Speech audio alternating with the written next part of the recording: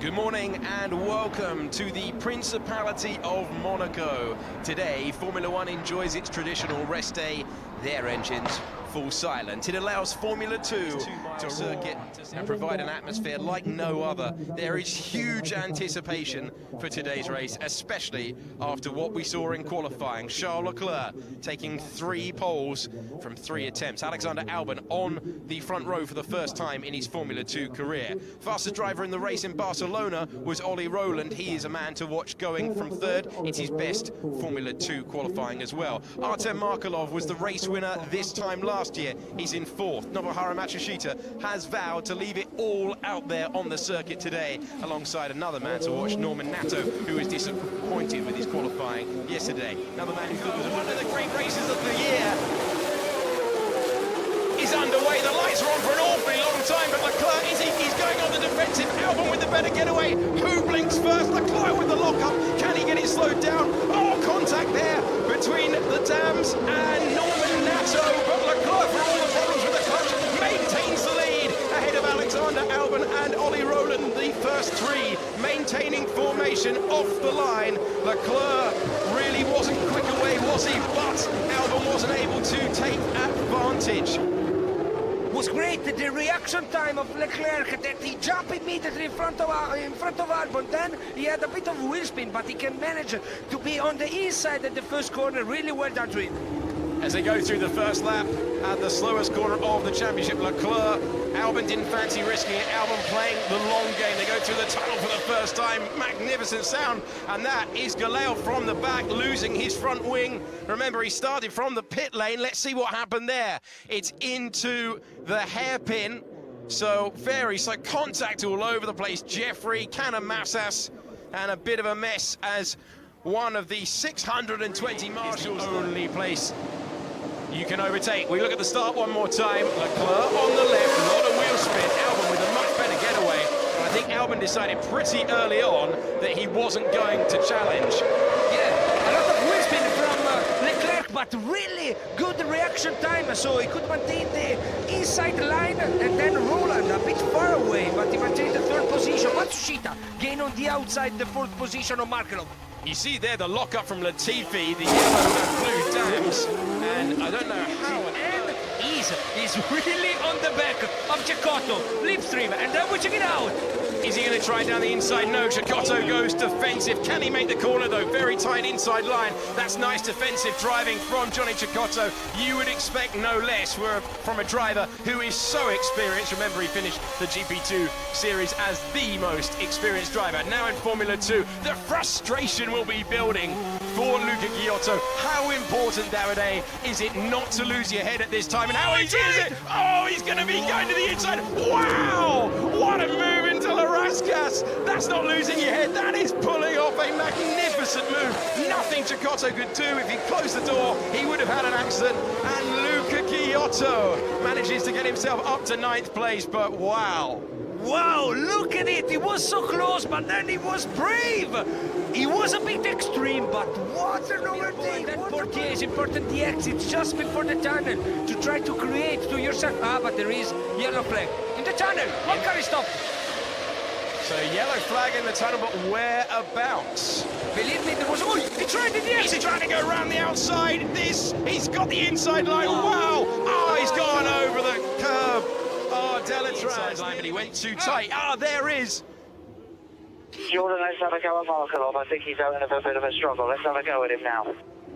So it's Nicholas Latifi who is out. His race ended because of contact in the tunnel where you could see into the darkness. I couldn't quite see the car was there. The safety car is deployed, and this is Nicholas Latifi having a mechanical issue. Last year it was contact. Today, with Luca Ghiotto close behind, he was able to get around the car, and now Luca Ghiotto will be able to come into the pits because it's a full safety car deployed. Remember, the top 6 all still need to pit. Look, we're back to green flag racing. Ollie Rowland giving it absolutely everything, wasn't he? Really trying to get level with Leclerc. He bullied him all he could, but Leclerc maintains the lead on the restart. Green flags flying at Monaco once again. We are on lap 12. Charles Leclerc is the leader ahead of Ollie Rowland. Is anyone able? I think Luca Giotto, you're quite right, Davide, in a wonderful position, focusing on Albon. That was pretty brave from the man that we're talking about, Luca Giotto. We're on board with him. This was on the restart lap. I said two cars have gone very wide indeed. This was why. Getting close enough for Leclerc to come in from the lead, and this is why it was desperate down into the Nouvelle chicane. Look, because it was really close, and he braked, but he was on the slipstream to the car in front of him, so you don't have really a lot of downforce, and you lock the front right. Really risky the brake for Giotto. Oh, there's a move coming now to freeze down the inside. Wow, a really tidy move for the Dutchman to get past. I think that was Delatraz, it was indeed. So De Vries gets himself up into the top 10. We've seen excellent stuff from him. This is Giotto, and that is how De Vries got himself into contention. De Vries has stopped in this race. He said, yes, they went from bad to worse. Could be contact, and is between Robert Visoyu and Louis Delatraz, the Campos in the wall, the racing engineering in the wall, immediately into the pits, and the safety car period that looked good for Giotto and Albon a few moments ago. They just had to hold him. Will they deploy a full safety car? I don't think they're going to be left with much choice in a moment. They continue to help these guys out. The safety car is deployed, and the great gamble from Alexander Albon isn't going to work. This guy is a idiot, he crashed into me. You're laughing, Davide. How do you call it? I don't know. I think the truth is in the middle, because he just tried to brake deep, but maybe he didn't surprise the driver that he's been attacked. Per wheel. They practice all the time. Leclerc will have to come in. Roland backing up on the restart.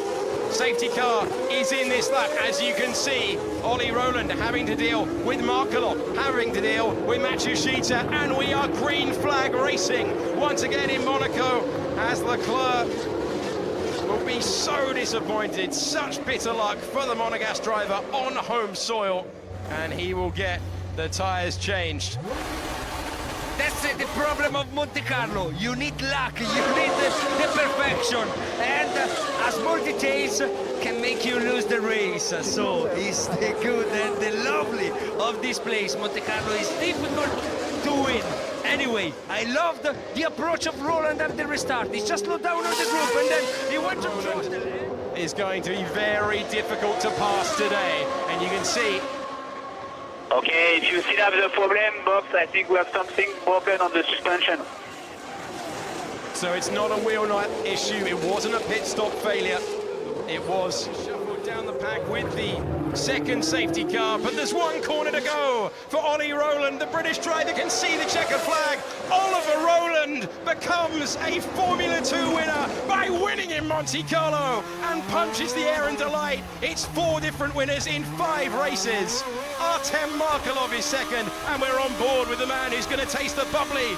It's a second consecutive podium. And then he got caught behind that fantastic Monaco Grand Prix. Well, everyone will be looking, how did ART manage to run so many laps on those tyres? But great stuff. And here is your qualification. Ollie Roland is a Formula 2 race winner. Strong campaign, now he's got the victory. Artem Markelov on the podium at this level for the second consecutive year. 2 podiums in a row in the championship for Matsushita. Albon, great stint, was 4th. Then Giotto, Malia, De Vries, reverse pole for Cecotto. King and Canamasas were the last point scorers.